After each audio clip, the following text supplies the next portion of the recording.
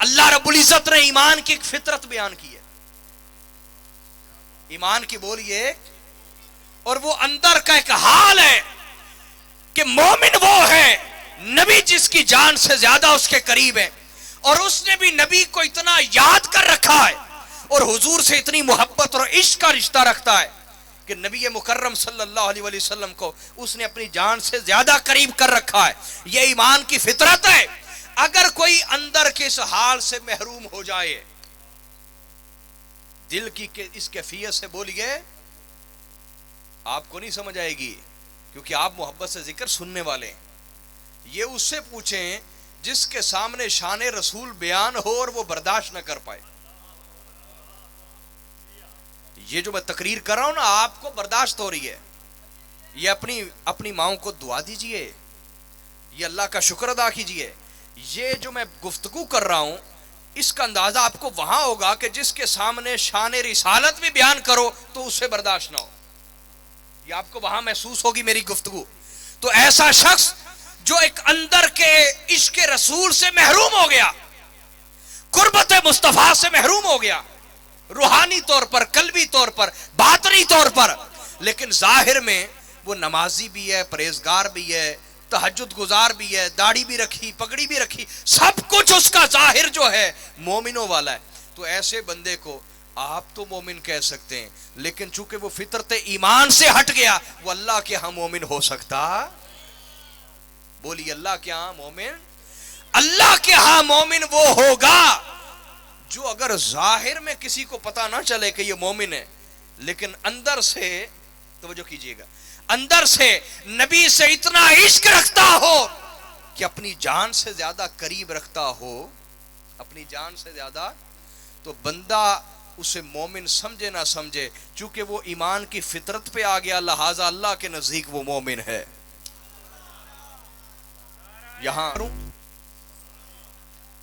اس کو سنبھال لیں گے، اگر آپ کو پسند نہ ہے مجھے واپس کر دینا ہے، اعتراض کرنے کی ضرورت نہیں۔ میرا ایک قرآن پاک کے اندر غور و فکر ہے، گولڈی صاحب توجہ کیجئے گا، قرآن پاک میں غور و فکر ہے، میں نے اس پر دلیل یہ لی کہ اگر کوئی بندہ ظاہر سے کلمہ بھی پڑھ رہا ہو، نمازیں بھی پڑھ رہا ہو، لیکن وہ اندر سے نبی سے اتنی محبت اور عشق کا رشتہ نہ رکھتا ہو کہ اپنی جان سے زیادہ قریب رکھتا ہو، تو وہ ایمان کی فطرت سے ہٹ گیا، اللہ کے نزدیک مومن۔ اور اس کے برعکس ہو، ظاہر میں وہ لوگوں کی نظر میں اگر مومن نہ بھی ہو لیکن اندر سے نبی سے عشق کا رشتہ رکھتا ہو، تو لوگ اسے مومن کہے نہ کہیں، وہ ایمان کی فطرت پہ اللہ کے نزدیک وہ کیا ہے؟ مومن ہے۔ ابھی بھی حضرت ابو طالب کی سمجھ نہیں آئی؟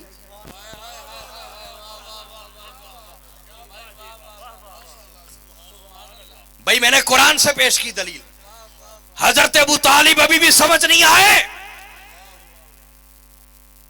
حضرت ابو طالب سے نفرت کا سبب صرف اور صرف حیدر کرار کی تلوار ہے، ورنہ دنیا دیکھتی رہی کہ ایک طرف وہ طبقہ ہے، ایک طرف وہ طبقہ ہے جو رسول خدا سے اعلانیہ دشمنی کر رہا ہے، ان کی دشمنی دنیا کے سامنے واضح، لیکن کچھ لوگوں نے بغض علی میں آ کر وہ حضرت ابو طالب کی ساری قربانیوں پہ پردہ ڈال دیا۔ حضرت ابو طالب کو ضرورت نہ تھی کہ تمہارے کان میں آ کے کہتے کہ میں بھی مومن ہوں۔ وجہ کیا ہے؟ وجہ کیا ہے؟ آپ حضرت ابو طالب کے ایمان کے قائل نہیں، میرا آپ سے کوئی جھگڑا نہیں، جو قائل ہے میں ان کے ایمان کو مضبوط کر رہا ہوں۔ آپ قائل ہونے پہ ہاتھ کھڑا کریں، سلام نہ سلامت رہے، کوئی بات نہیں، آپ ہاتھ مت کھڑا کرائیے گا۔ سید کی گفتگو ہے، جس کے دل میں حب آل رسول ہے اس کو بات سمجھ آ جائے گی۔ حضرت ابو طالب کو یہ ضرورت نہ تھی کہ ہر ایک کے کان میں جا کے کلمہ پڑھیں تاکہ وہ ان کے ایمان کی گواہی دے دے۔ کیوں؟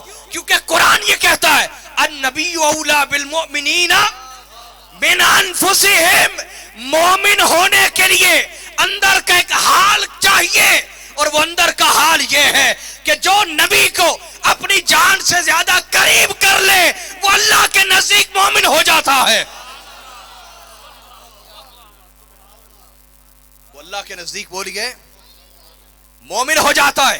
اور حضرت ابو طالب نے اپنی جان سے زیادہ نہ صرف قریب کیا بلکہ ہر رات اپنی جان مصطفیٰ پہ فدا کی ہے.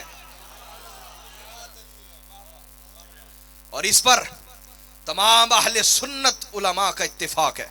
میں اہل سنت ہوں اور میں آپ کو دلائل کے ساتھ بات کر رہا ہوں. میرا یہ موضوع نہیں تھا, میں تو اور کوئی چیز تیار کر کے لایا تھا. کچھ ذوق والے لوگ نظر آئے تو میرا وجدان مجھے اس طرف لے گیا, ورنہ یقین جانی میری ڈائری پہ یہ چیز نہیں لکھی ہوئی ہے.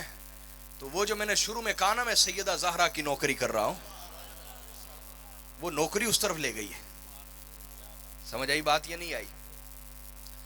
تو توجہ کیجئے, تمام ہمارے اہل سنت کے علماء کا اتفاق ہے کہ جب تک حضرت ابو طالب اس دنیا میں موجود رہے کوئی ہاتھ ذات مصطفیٰ تک نہیں پہنچ سکا, کوئی تلوار مصطفیٰ کی ذات تک نہیں پہنچی, کسی کا ہاتھ حضور کے گریبان تک نہیں پہنچا. لیکن جیسے ہی حضرت ابو طالب کا انتقال ہوا, کیا رسول صلی اللہ علیہ وسلم نے یہ نہیں فرمایا سوگ 3 دن ہوتا ہے؟ کیا حضور نے یہ نہیں فرمایا؟ فرمایا ہے نا. لیکن جب حضرت ابو طالب کا انتقال ہوا حضور نے فرمایا پورا سال ہی ابو طالب کا غم مناتے رہو, پورا سال. پتہ کیا چلا؟ پتہ یہ چلا کہ اہل بیت نبی وہ گھرانہ ہے جن کو عام لوگوں پر قیاس نہیں کیا جا سکتا.